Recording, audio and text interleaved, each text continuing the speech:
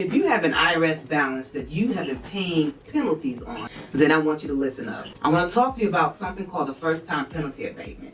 And this can be used to literally remove thousands of dollars off of your tax account. This is specifically for my clients or for my viewers that have penalties. Why pay more than what you have to?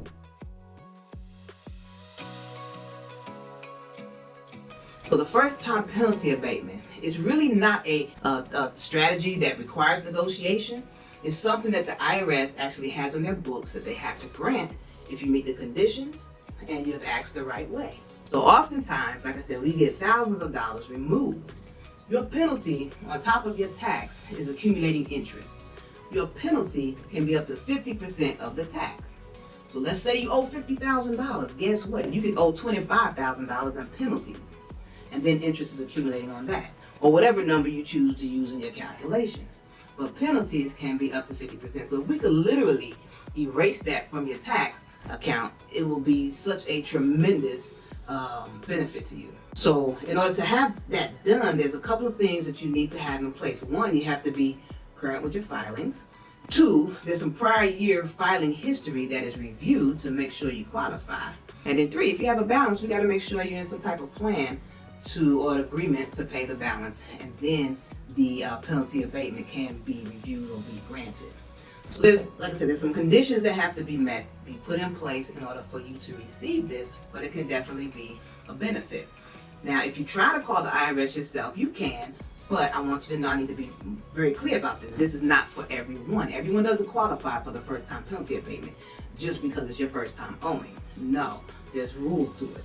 So if you call the IRS and you ask the wrong way, they're not going to tell you if you qualify for it, off the bat. They're not going to tell you that it even exists or the best time to use this penalty abatement request. So you don't want to blindly give them a call and just ask for a first time penalty abatement. No, because a couple of things you can do to actually hurt your situation.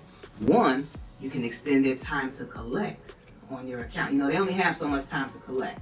After 10 years of the liability being out there, they can't collect it anymore. But you can actually extend that by doing certain things.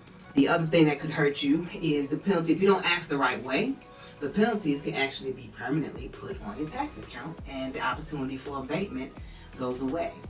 So there's a strategy of using it, but it's not necessarily a negotiation because the IRS has a policy that they have to grant this if you qualify.